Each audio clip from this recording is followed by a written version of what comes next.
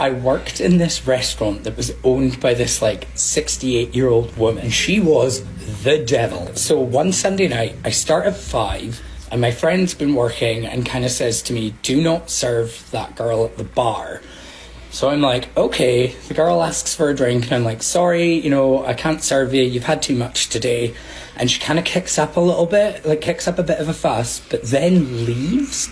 So I'm chatting to my friend, and then they go because their shift is finished. So it's just me and one chef. And the girl comes back, and she's like, I left my charger here. And I was like, all right, I'll have a look. And then I'm like, there's no chargers back here. I was like, mine isn't even back here.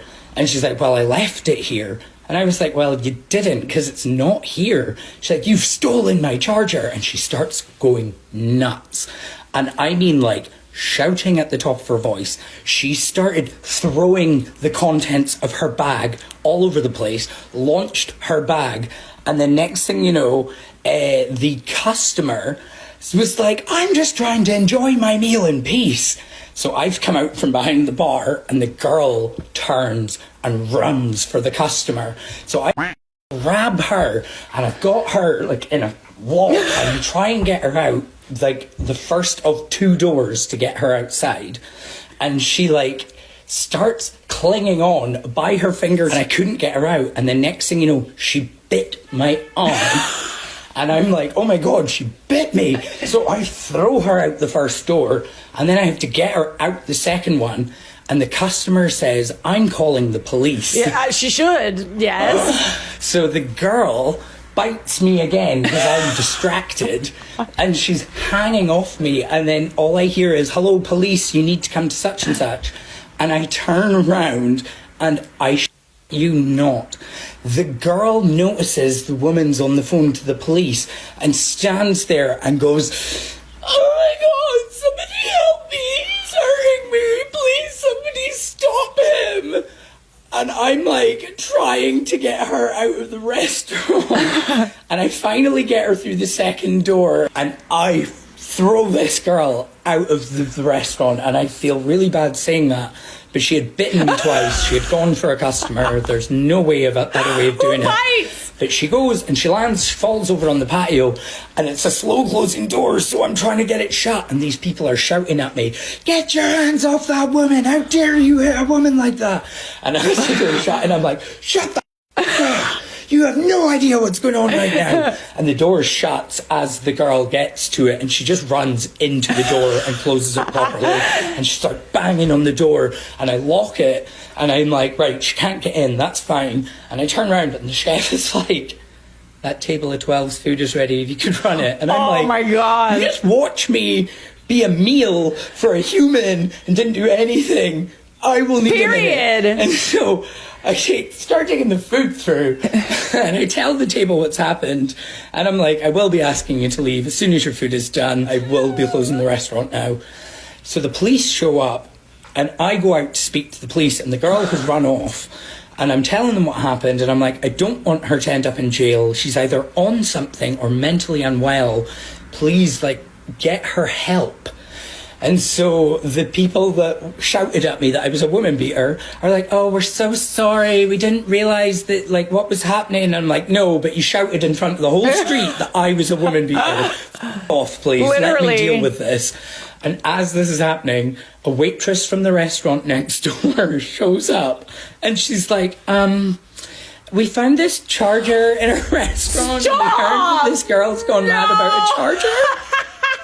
So I'm like, give me it here. I put it in her bag, and I'm like, take this bag to her. So I go in, I close the restaurant, and the next day I show up for work, and the boss is like, come downstairs, I want to speak to you. Stop! No, you were not in trouble. Here? No, I don't want to hear it. This is your fault. I never want the police here. It's bad for business. What? How dare you?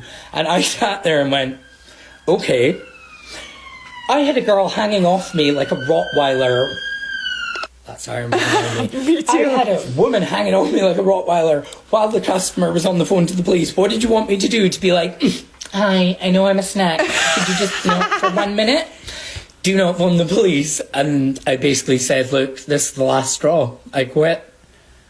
I cannot believe that you got in trouble after that. This boss should be worrying about your safety. Why were you all alone? Actually, you weren't all alone. Literally nobody from the kitchen helped you. And then had the audacity to tell you to go bring out people's food after you were just assaulted. I had this job where I had this manager who was like a bitter old gay man, and he hated everyone that I worked with but me. Like, he was very nice to me, was always complimenting my outfits, like giving me advice, recommending TV shows and movies or whatever. So we had like a nice vibe going on. And he was married. And I, like 6 months into working there, was just like home one day and was like scrolling through Grindr, and this blank profile messages me, and its name is couple looking for third. And so I respond and I'm like, hey, do you have any pictures? And so the guy in the couple who was messaging me sent me his selfies, and I was like, okay, like he looks kind of familiar. Like I think I've talked to him maybe like once or twice before. And I keep scrolling and he keeps sending me more pictures, and he starts to include them of his husband. And tell me why. It's my manager. And I was like, oh my God, immediately block. Like, I was like, I cannot have this happen. So then anyway, cut to a week later, I'm leaving work one night, and walking in front of me are my boss and his husband, and we are stuck at a red light at a crosswalk. His husband casually turns his head back, sees me. I'm like, oh no. My boss turns his head, notices me, and goes, oh, hey, Nick. Husband clocks that he knows me, and just is like, the next day at work, when I saw him, the vibe was so different.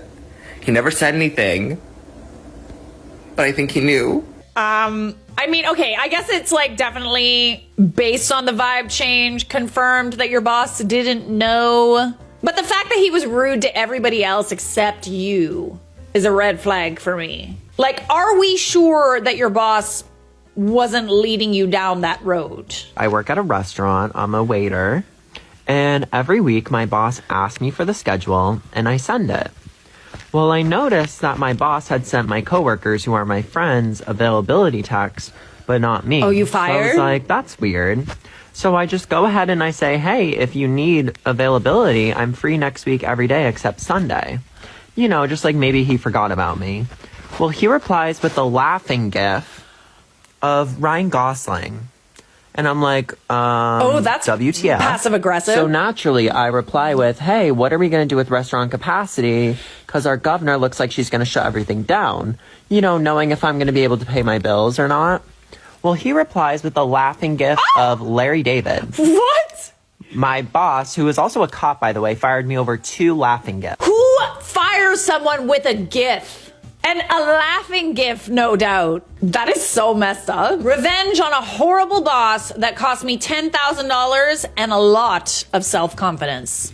Here I was, bright-eyed and bushy-tailed and having just graduated college, looking for my first professional job. I took the first reasonable offer. It was a 3-month contract to hire position as an analyst. How they said it would work: 3 months as a contractor, no benefits at $15.50 an hour. Once the contract period ended, I would get full benefits and a raise to $21 per hour. The job started off awesome. Worked daily with 10 other kids my age. My boss at the time was a hell of a human being, the pinnacle of a boss. 1 month into my residency, he left for greener pastures, leaving a void in the power structure. The team lead got promoted to manager. She was not the pinnacle of bosses or even a nice human being. When the OG boss left, so did 2 of our team members. Naturally, the work had to flow down. I was grasping the job rather quickly, so I got some of the more advanced reporting duties. The first time running the report, I messed up. The end user politely informed me, awesome. I run it again, mess up a second time. End user, understanding I was new, lets me know again. So I go to one of my coworkers to get assistance. The reporting was still wrong.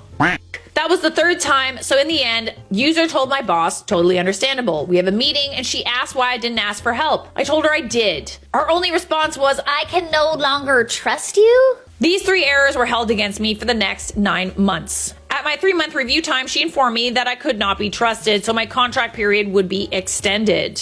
Okay, I deserve that. I messed up. So I decided to put in an extra hour per day, learn the crap out of the system, and performed everything perfectly for the next 2 months. At the 4-month period, she said I could still not be trusted. She cited the 3 errors in my first 2 months as the reason. Okay, so but why didn't she just fire you then? You know why? Because she was trying to get cheap labor. This went on for a total of 9 months after my contract should have been up.